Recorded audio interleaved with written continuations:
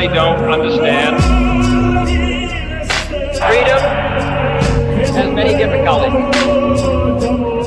but we have never had to put a wall up to keep our people in.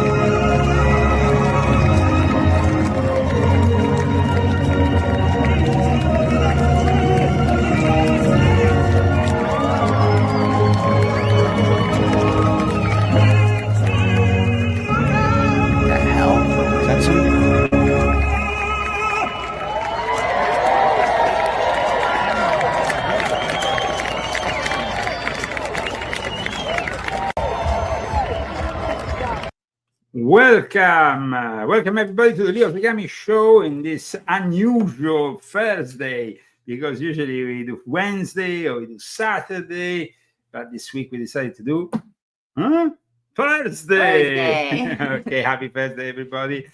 Even if we don't have many people at the moment, tell your friends, please like share. That's very important. Like and share, especially because the subject of today, guys, is an important subject. It goes back 800 years, but it's actually very much present with us still to these days. Imagine, for example, what happened during the pandemic.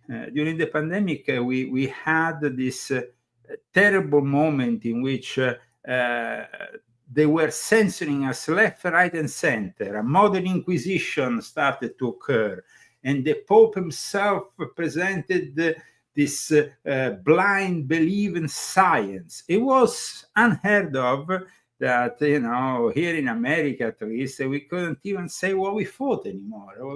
Especially after coming from Italy and not being able to say anything, and then you come over here and then it's happening over here. It was like the Twilight Zone. Absolutely. And in fact, I have a book in particular, Volume 7, in which I explained how the Vatican really was aware for a long time. They were preparing the stages for this whole pandemic. And unfortunately, they actually got away with it. They made a secret deal with China, the Vatican, in the fall of 2018.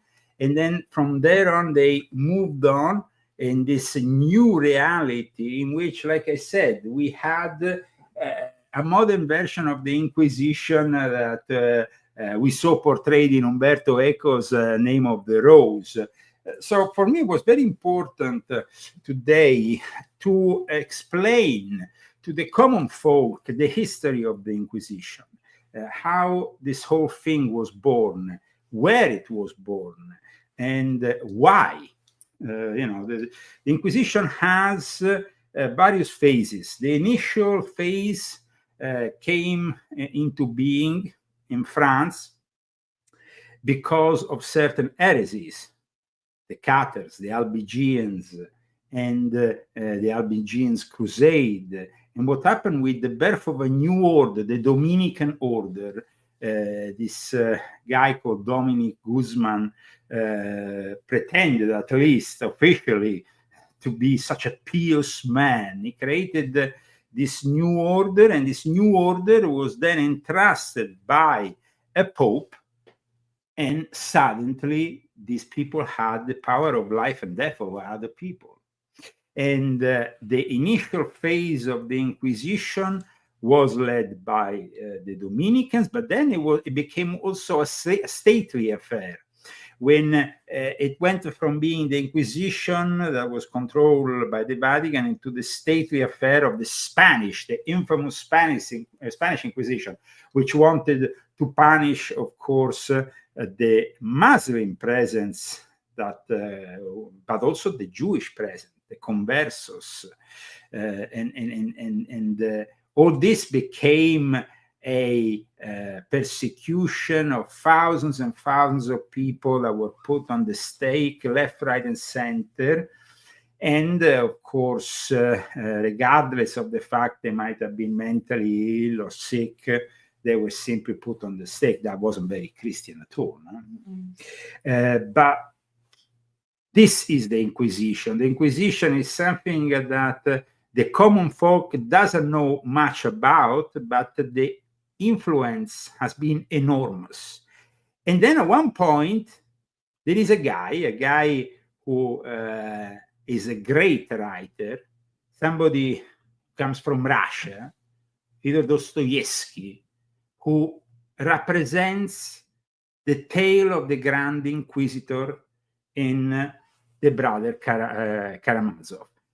Why I'm talking about Fyodor Dostoevsky is because he portrays the return of Jesus in 16th century Spain. And that is really the crisis, you know. The Grand Inquisitor finds himself in front of Jesus. Whoa! That was something a bit hardcore. Now, in the history of the Inquisition, one of the most infamous Dominicans who held the title of being the most, perverse and twisted of the Inquisitors was Bernard Gouy. Bernard Gouy was portrayed even in the book The Name of the Rose, and he was portrayed in the film The Name of the Rose. The Name of the Rose, a film that, by the way, was filmed also up at the Altipiani di Arcinazzo, just where we used to go at the restaurant there after Subiaco, no? Part of it.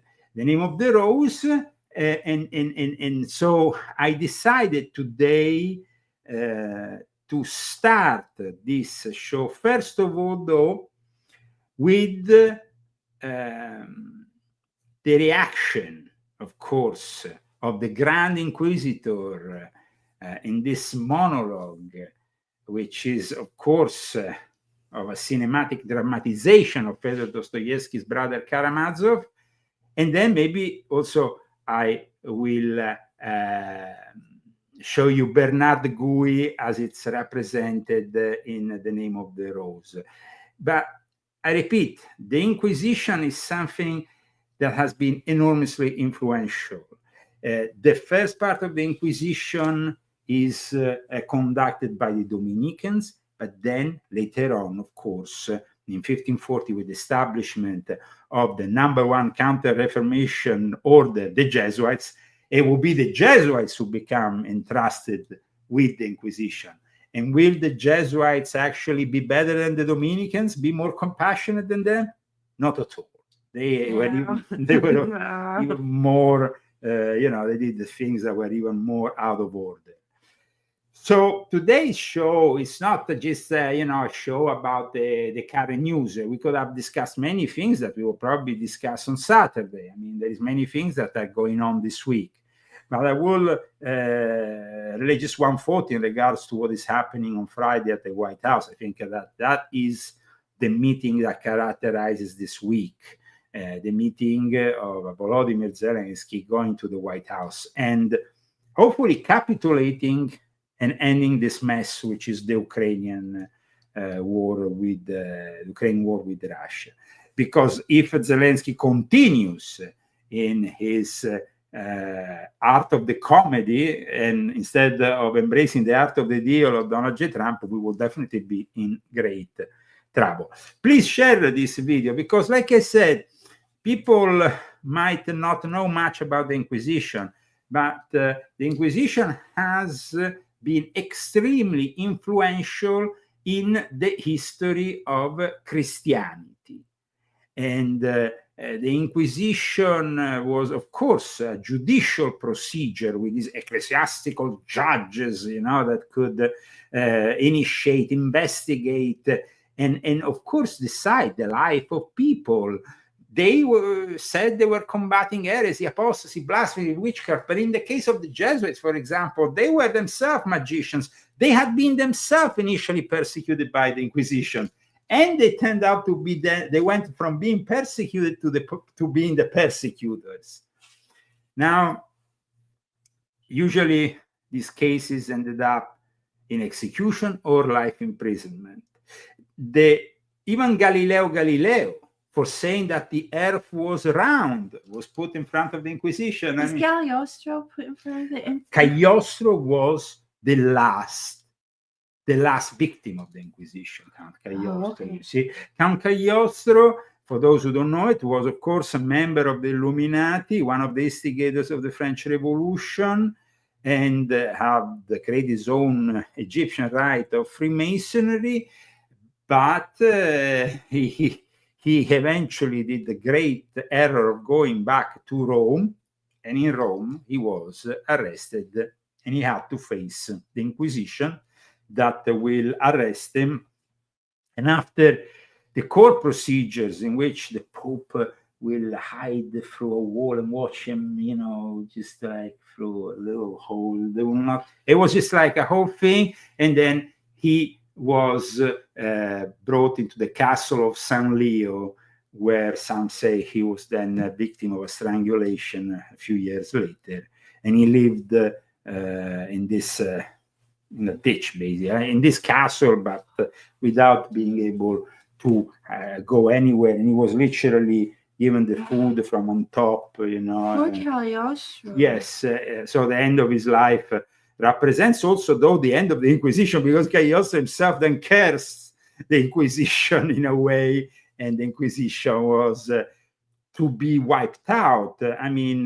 Of course, with the Napoleonic Wars, with the advances in civilization, in modernity, the Age of Enlightenment, and everything else, the grips that the Vatican had on the control, on other states was diminished to the level that in the end, the Inquisition was only practiced within the Vatican State, but even the Vatican State was forced in a way to reform the whole Inquisition once they were minimized by the unification of Italy. And in the end, nowadays, they have been transformed in something else.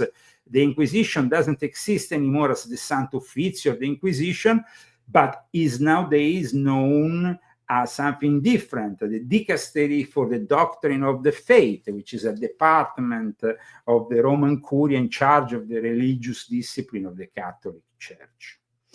But let's go back to where I was, where I want to start, the Grand Inquisitor, because various books that I consulted today for today's show include also, of course, Michael Bagent and Richard Lay, the late Michael Bagent and Richard Lay, who wrote books that were, of course, much more popular, like Holy Blood and the Holy Grail, which influenced Dan Brown. So, but this book on the Inquisition, it's a great book, though unfortunately seems to embrace some of the more modern theories that the Jesuits have been spreading on the so-called Black Legend of the Spanish Inquisition. What does it mean? It means that because the Vatican is trying to advocate themselves, to present themselves in a different way today, they have spread through certain academics in particular this tale about the fact that all these accounts of the Spanish Inquisitions were simply a black legend, propaganda, anti-Catholic propaganda. That's convenient. Very convenient, of course. Just erase it. Yeah, I mean, let's just erase it. But it's typical of the Jesuits not to do something like this.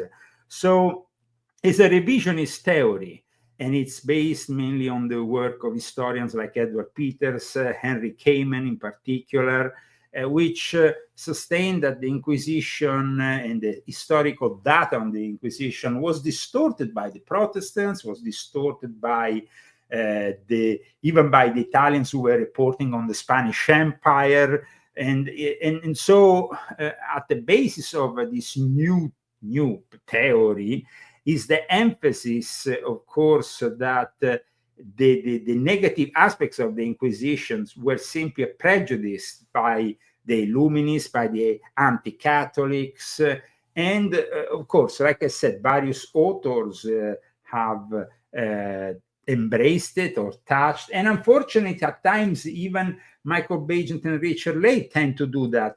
Though I must say that I like some of the elements in their book, and so aside from any revision on the matter, I personally think that any revision on the matter is the way of the Jesuits to rewrite history, because you see, the Jesuits were themselves persecuted by the Inquisition.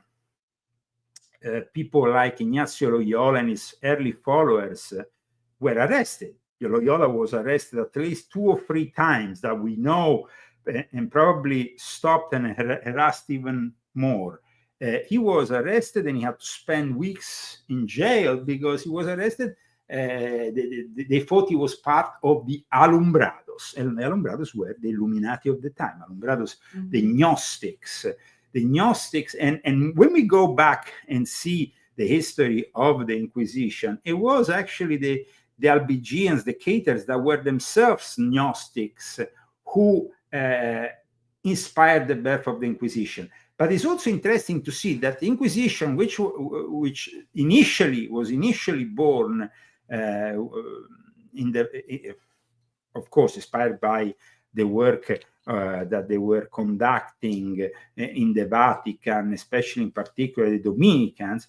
Why did the Pope give all this power to the Dominicans? Because it was actually the clergy that had been infiltrated by this Gnostic heresy. So the early people to be investigated by the Inquisition were not the common people, but it was actually the clergy.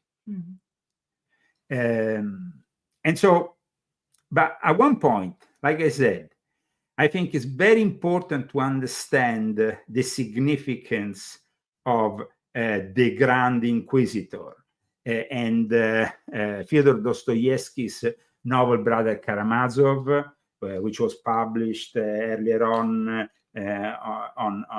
before it became a novel. There was, in small parts, as they used to do back then in daily newspapers. You would read a novel for a number of weeks, and then it will come out later on. It was published eventually in 1880 in its integral form, and it's like you see this Jesus returning to earth in Seville at the height of the Inquisition, facing a Grand Inquisitor.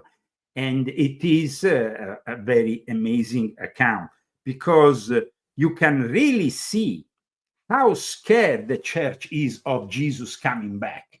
Because it doesn't really, for them, Jesus coming back is a nightmare. And I think that it will be interesting for us, at least for a few minutes, to see this wonderful interpretation that was made of the Brother Karamazov, and of course of the Grand Inquisitor. So let's immerse ourselves for a moment in Dostoevsky's Grand Inquisitor, and then we come back. Welcome to the Leo Zagami Show. Who are the sponsors of today's show, Christine? Thank you very much, Daniel Estes. You're the reason why we're here today. Thank you so We're doing much. an extra show. So Absolutely. Thank you so much, guys. Appreciate you. and of course, if you want to help the Leo Zagami Show, you can do it through GoFundMe, also through our Cash App handle that you can find on leozagami.com. I put here on the screen the GoFundMe, and let's immerse ourselves more and more in the subject, very interesting subject, very relevant subject of today. We are living in a very particular period of time in which the restrictions of the modern inquisitions have just been lifted after Trump has arrived in the White House. Mhm. But if Trump didn't arrive in the White House and we had Kamala, well, we would have had, in this jubileum year, by the way, we would have had a rebirth, unfortunately, of the Inquisition described by Dostoevsky.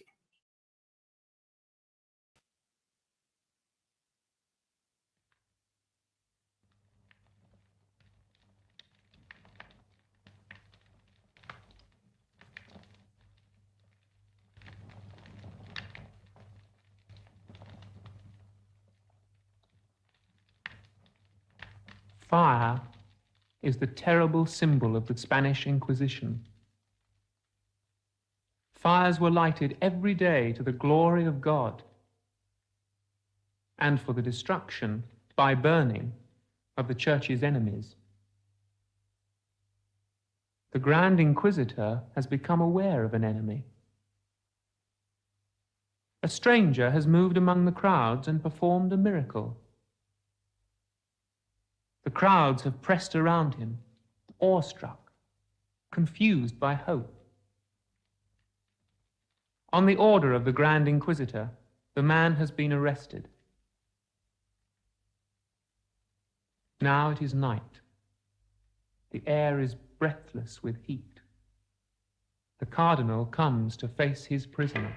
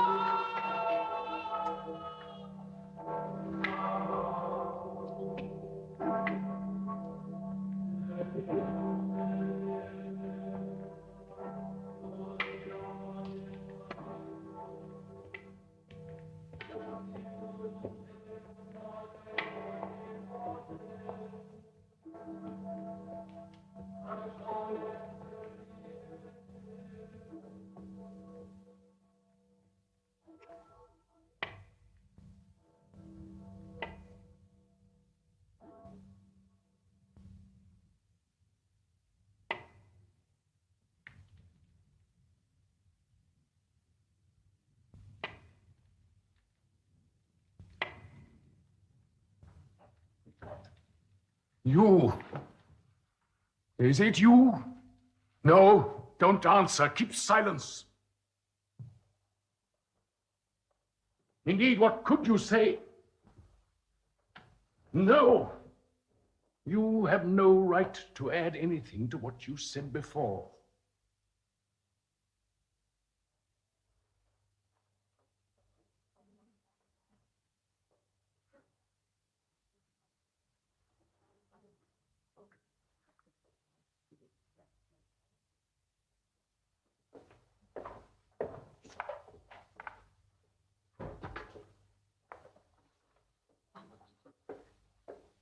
Why have you come to make trouble for us?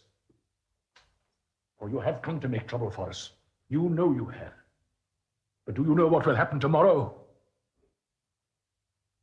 I don't know who you are, and I don't want to know whether it is indeed you or only a semblance. But tomorrow I shall condemn you and burn you as the worst of heretics. And that same crowd of people who today were kissing your feet, tomorrow at a single nod from me, will rush to pile up the faggots below your stake. Do you know that? Yes. Perhaps you do.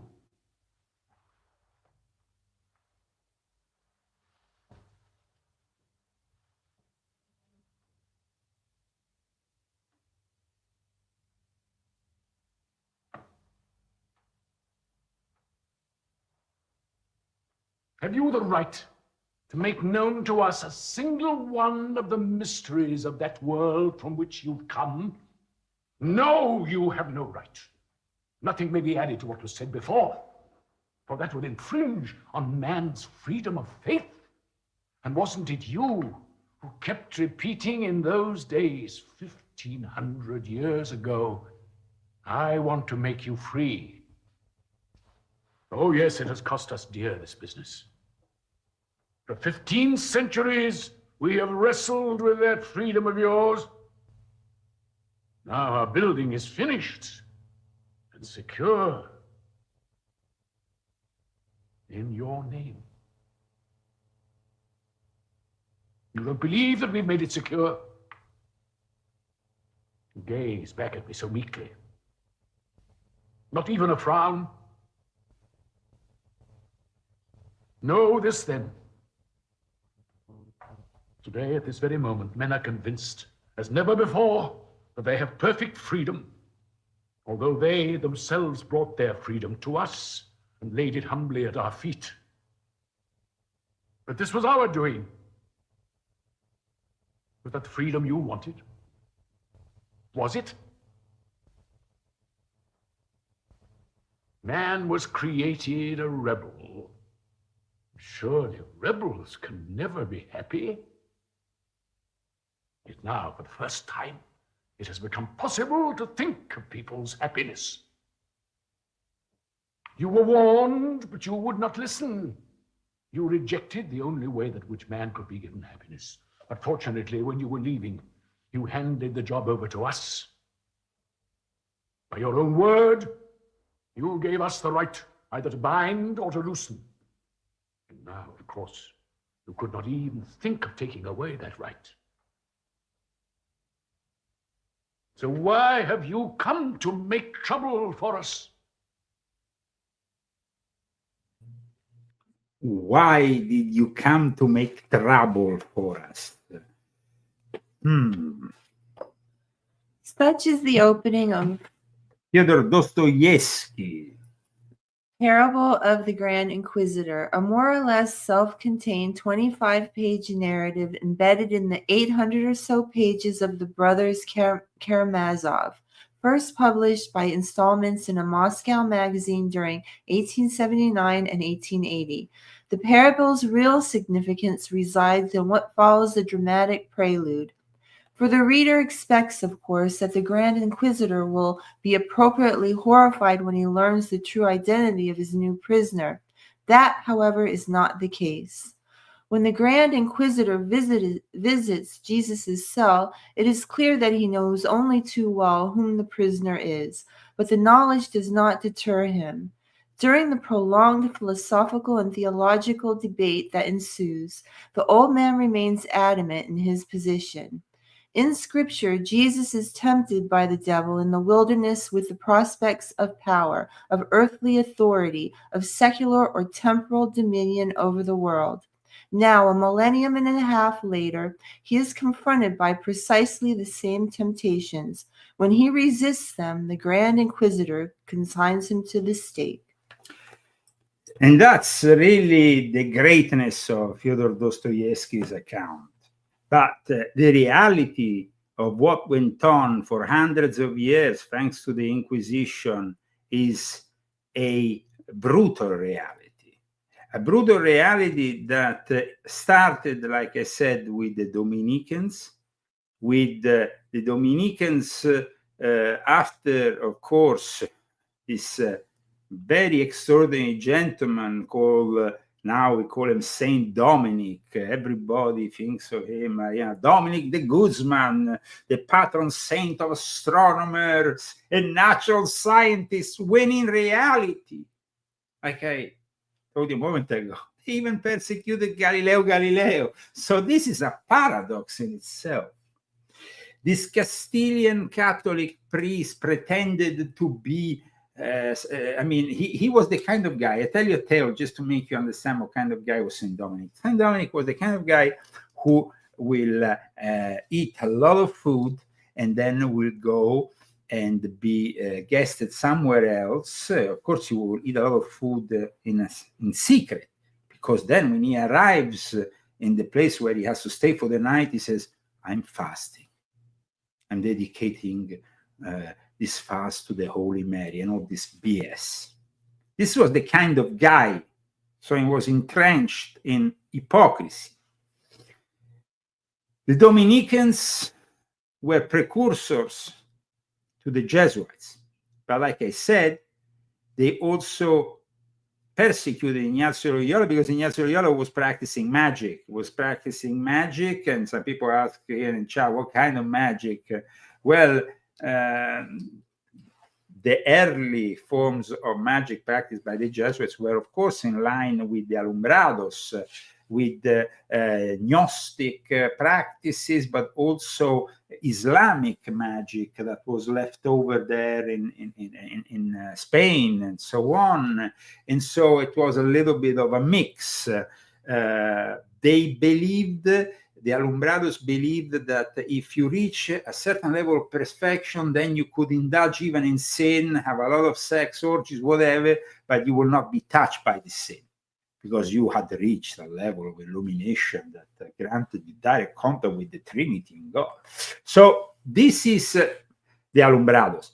But of course, Loyola managed to convince the inquisitors of the time who were investigating him, and he got away with it. He got away with it because he was also from a very influential family. He was, he was raised in a castle. He wasn't a peasant. Otherwise, probably he would have been killed. But the Alumbrados, of course, were persecuted, especially in the 1520s. There is early traces of the Alumbrados from 1490s onwards. The Alumbrados, like I said, were Gnostics, Illuminati. The name itself, it means Illuminati. So they were the Illuminati of the time. Now, we know that amongst the first Jesuits, there will be some conversos, so people who used to be Jews. The second Father General who followed Ignazio Loyola was Parte Conversos. And there wasn't any prohibition, initially at least, for people of Jewish faith who embrace the Catholic faith. But if they re-embrace the Jewish faith, then they will be punished by the Inquisition. And in general, they were punished by the Inquisition. The Inquisition in Spain, when it became the Spanish Inquisition, then it became the ultimate form of Inquisition. It was like the Vatican has started this Inquisition in a more moderate way, let's say, even if they gave birth to events that were not that moderate. I mean, when it came to particularly the Caters and the Valdesians, the inquisitorial course of the time, the mid-15th century, the medieval Inquisition, they were, I mean, these people were pretty hardcore, and they became so hardcore that torture became part of the whole thing.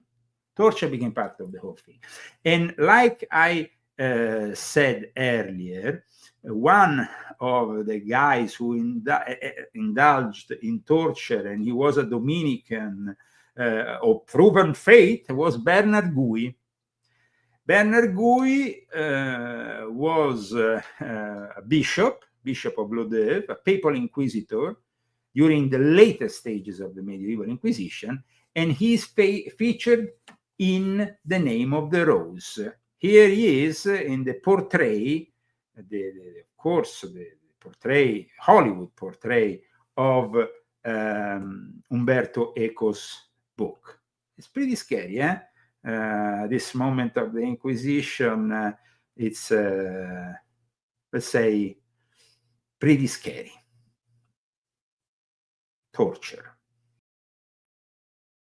later on, we have also GUI, but I think that actually GUI is featured in another clip. I'm sorry, I didn't get the right clip, but this is Sean Connery. Sean Connery, who conducts the investigator. But the interesting thing is that during the investigator, he admits during the investigation, he admits that he's a former Templar.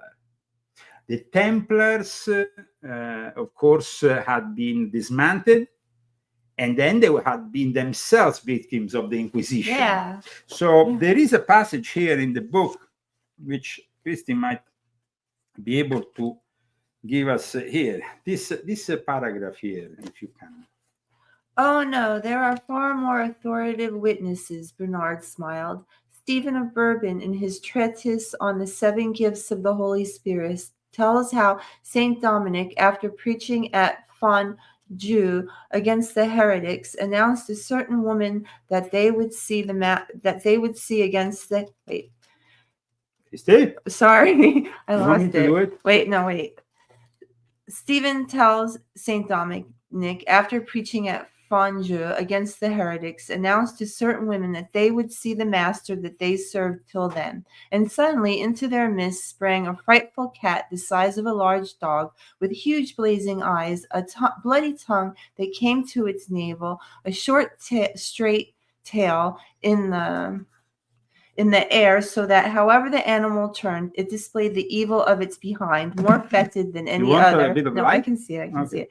As it is proper for that. Oh my God! As it is proper for that anus, which many devotees of Satan, not least the Knights Templar, have always been accustomed to kiss in the course of their meetings. And actually, this is a tradition. This tradition that he's talking about is then being picked up by the Shriners. The Shriners, the modern what do Shriners. They do?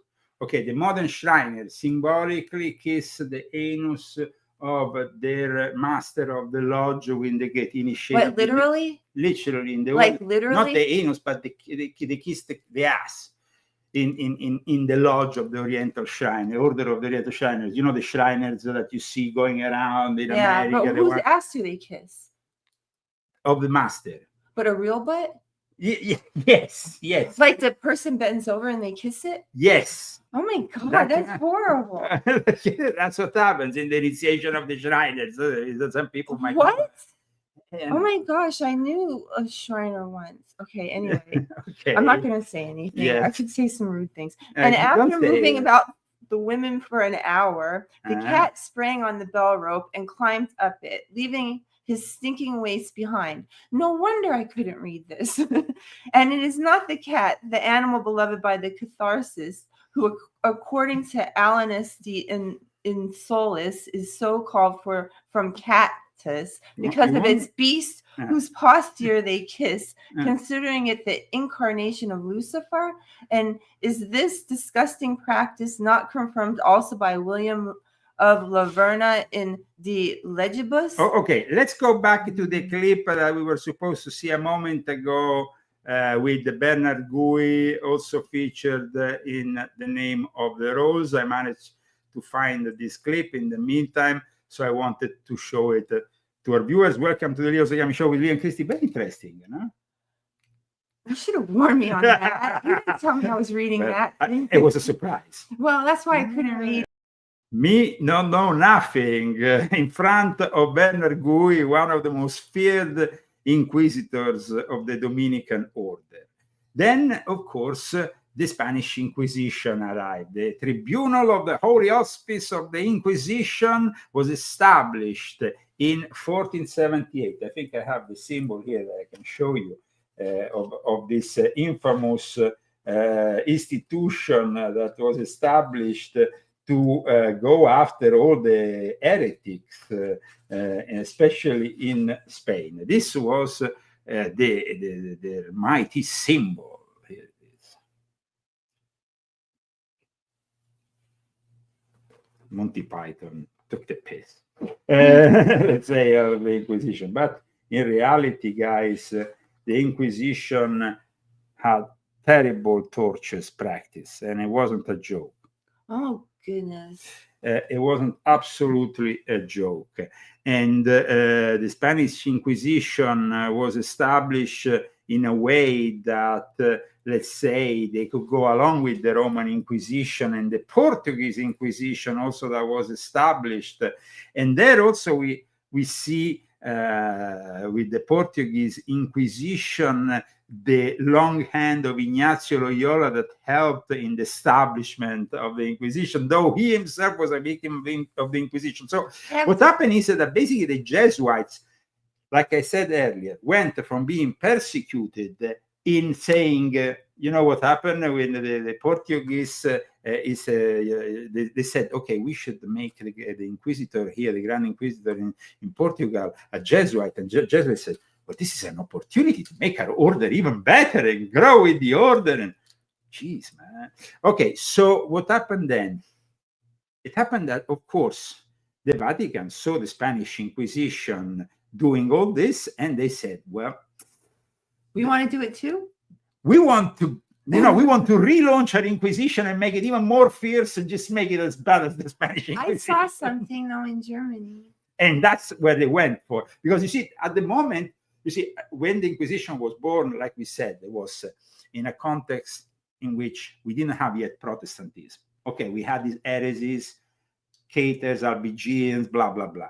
But when the Jesuits were founded, that was the moment of the Counter-Reformation. That was the moment in which you had Luther, Martin Luther, you had Calvinists, Calvin, you have the birth of Calvinism, you had people rebelling to all, the decadence of the church.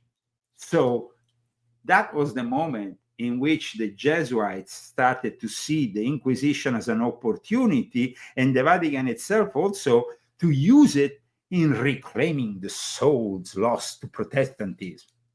Now, that's really a little bit sick.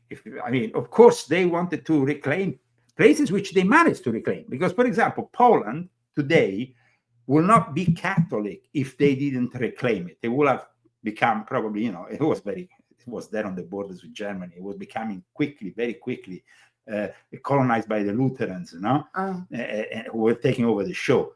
But because, of course, of this new Inquisition, which had this new added element of the Jesuits. And who brought this new added element? Well, this new added element was brought by a gentleman who very few people know, and whose name the Jesuits tend to not want to even mention. His name is Marie Antoine de Rio, who was born in 1551 and died in 1608. Now, this guy wrote a book called Disquisitorium Magicorum, which means the magical work. Basically, the magic workings. Means it's a book about the 1001 witchcraft, the elements to identify witchcraft and magic. So while the Jesuits were themselves practicing magic, they went after everybody else, the adversaries who practice magic, and they did it as inquisitors. Oh, really? So that's why Del Rio, who was one of the most fierce inquisitors and who wrote a book, the book of Del Rio was inspired by the infamous Malleus Maleficarum, who is the hammer of the witches, which was this manual on how to identify the witches. And so, but Del Rio's book became, which was not a book, it was just like I don't know how many volumes, and it will tell you how to identify them, how to interrogate them, how to torture them in the most perverse and twisted ways, so you could get an answer from them. So, Del Rio today, today the official historians who work with the Jesuits say, well, Del Rio actually didn't have a direct experience. He was just reporting as an historian. No! The guy himself was pretty much involved in the Inquisition. In fact, there was a moment in the history of Del Rio in which a book came out. A book came out which wasn't his book. It was by a guy called Beer,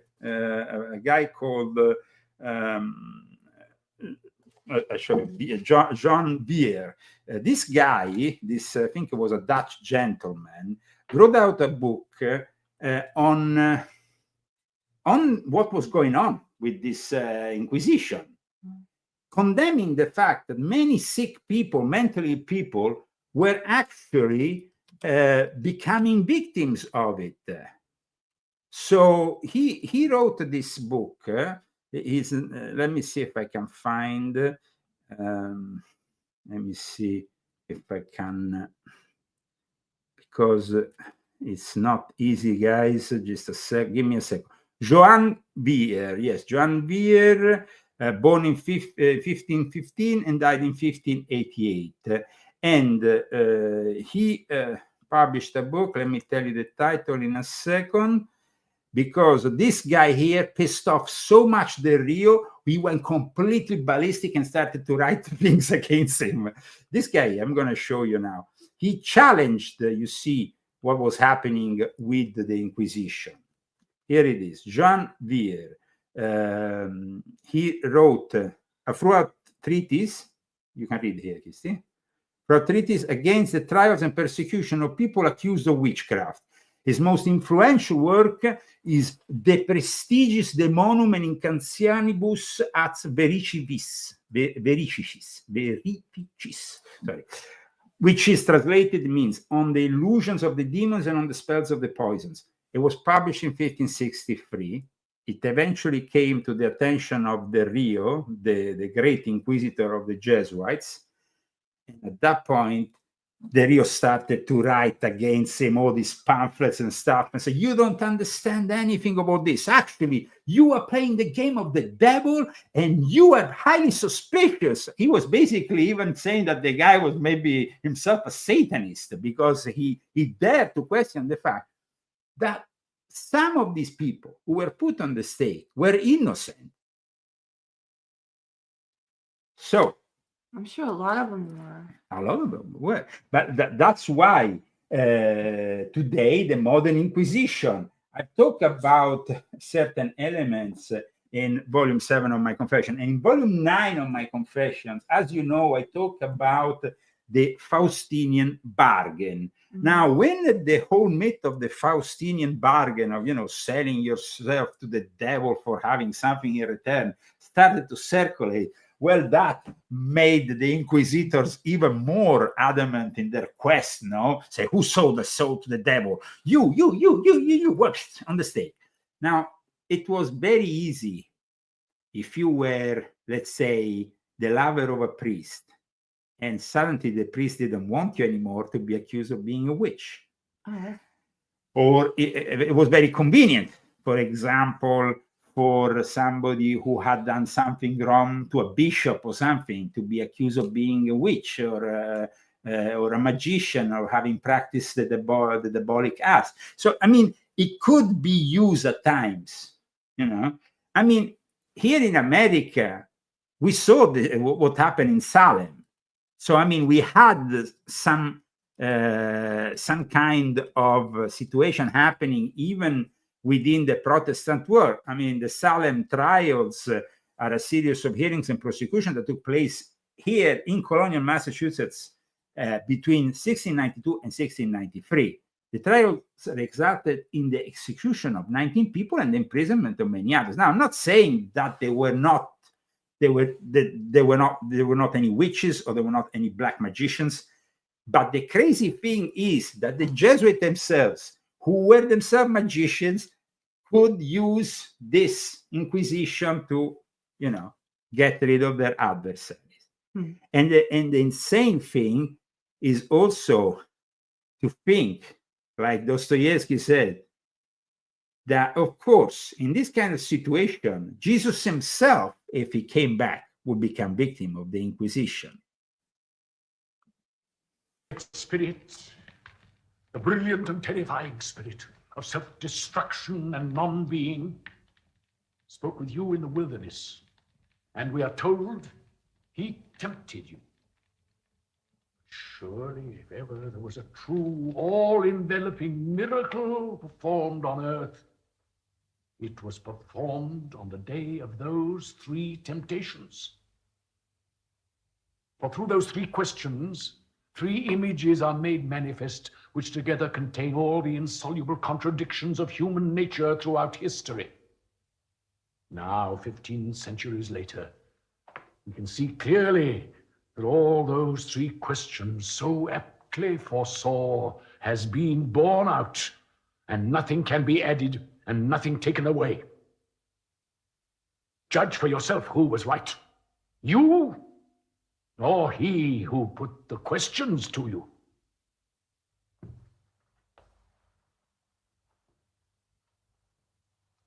Remember the first question.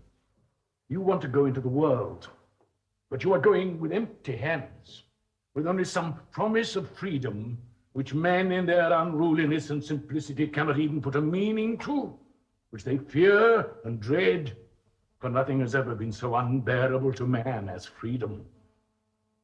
But now, if you were to take these stones lying about here in this wilderness and turn them into loaves of bread, mankind would follow you at once, grateful and obedient. You rejected that proposal. What kind of freedom is it, you reasoned, if obedience can be bought with loaves of bread? Man does not live by bread alone. That was your answer. Do you know that centuries will go by and mankind will declare through the mouth of its science that there is no sin, only hungry people? Feed them first and then ask virtue of them. That is the cry by which their science will destroy your temple. And for 1,000 tormented years they will try to feed themselves. No science of theirs will ever give them bread so long as they are free. And so in the end, it will be to us they come and lay their freedom at our feet, crying, make us slaves if you will. And unfortunately, during the pandemic, the majority of people laid slaves to a pope who proclaimed science above God, who proclaimed the importance of Dr. Fauci above God. People like Dr. Fauci became, in the modern Inquisition, the incarnation of the Grand Inquisitor. Yeah. And it was, finding once again that, man is tricked into believing things that are just, and it was like a moment of time between 2020, 2022, a timeline of events that one after the others, that made us understand how fragile is this freedom we are supposedly living in. Yeah. And now, because we have, at least here in the United States of America, reacquired that freedom, there is a problem, though, that is still currently a problem.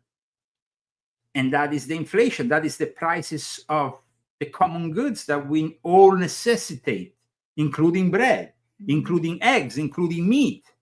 The prices that are, of course, not any lower. Not any lower. But the problem, of course, we can't blame Trump. Trump has been the president for just a little over a month. And he needs to sort this out. He needs to sort it out, because otherwise it will be a problem. Let's go back to the name of the rose. Finding the answer behind this Inquisition that suddenly arrives in a hobby in the middle of nowhere, where supposedly they are hiding some books that they're not meant to have. Because knowledge is also a problem for these people. And we saw it during the pandemic. You were not allowed to post anything that contradict what they said about COVID-19. You couldn't contradict anything on what they said about the vaccines. Mm-mm. It is the modern Inquisition. We did, and we lost 17 channels. Yes, absolutely. Either we did or our callers did. And in the meantime, these people who had sold their soul to the devil, who have sold their soul to the devil, who are ruling the world, made themselves richer and richer.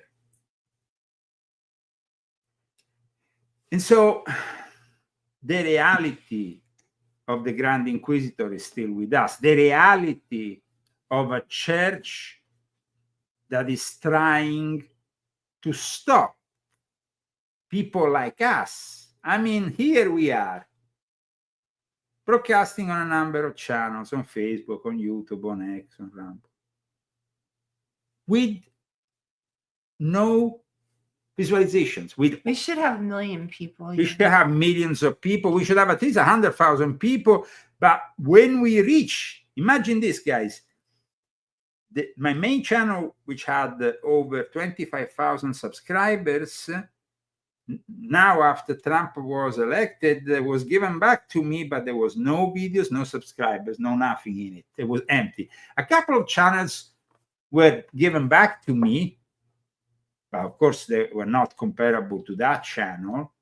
And why did they erase the content on that channel? Because the content is scary for the Inquisition, for the modern Inquisition. So civilization today has made a bargain. Read this. This is a brief paragraph from Volume 9 of my Confessions. Civilization made a commitment to science, technology, and industry that might indeed be called a Faustinian bargain, because, as we remember, Faust in Goethe's play brought magical, that is, secular knowledge and powers which he was compelled to use, forced into the next experience, the next project, or the risk to be damned into eternity. And that illustration provides a good analogy with some formulations of the current situation. The most well-known examples of a technological revolution. Do you want me to keep reading? No, it's okay. It's okay. It's okay because, of course, I would like to also, we don't have much time left, mention instead the Jesuits in regards to the Chinese. You know, I mean, the Jesuits and Pope Francis knew that this pandemic was coming before it was coming. I explained it in Volume 7, but I also explained in Volume 4, which was written before the pandemic, the link, historical link between China and the Jesuits that goes back hundreds of years, and the Illuminati, of course. So let's go back to The Name of the Rose. Now, the whole thing at the end of this movie is that they were hiding a book about laughter. They were hiding a book that made you laugh, and that was regarded as a sin by these people who had to maintain the seriousness. The paradox of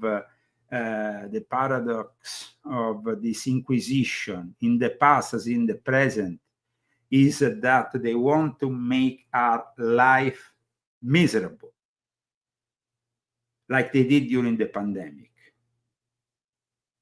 when we were not allowed to laugh any longer because our faces were covered with a nappy, with some with something that covered their face, covered their emotions, and our identity, and created generations now of young kids who are expressionless, who don't know how to interact with each other because they have missing expression.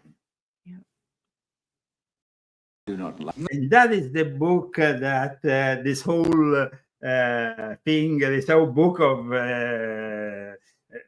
Umberto Eco that becomes a movie with Sean Connery is based on, you know, covering up this lost book that talks about laugh. Things glorified. So we, of course, started with memes that will upset the system during the pandemic. Well, those were also censored. They made sure that we were completely obliterated by censorship. So we couldn't even laugh about it. I hope that today our show dedicated to the Inquisition from the past to the present in a way help people realize the danger of the Inquisition still to this day.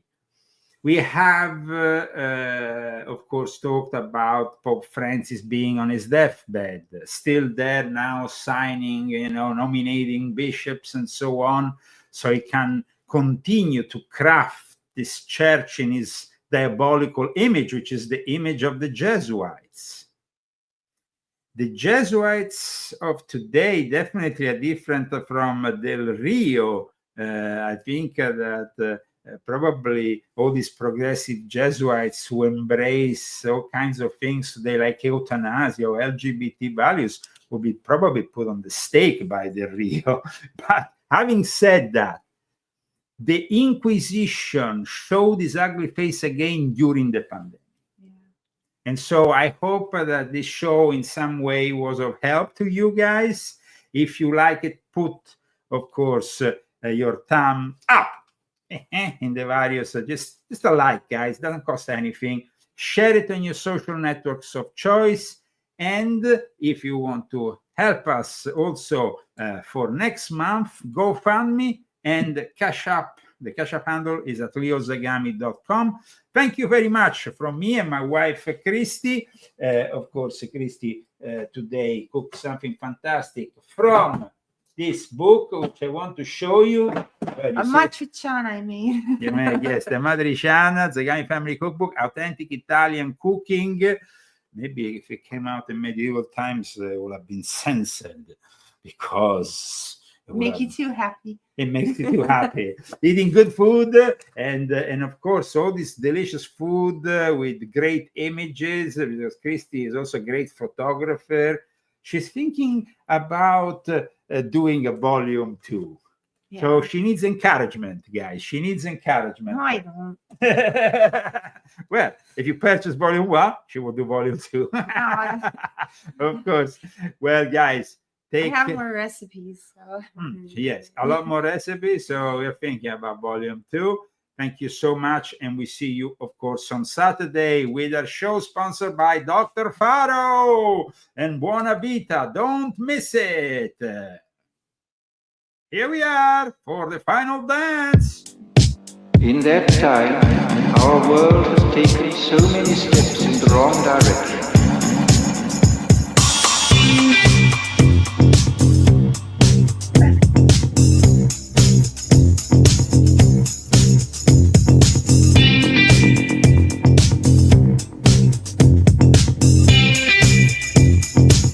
Negative utopia, science, technology, social organization, dehumanization. In the negative utopia, science, technology, social organization.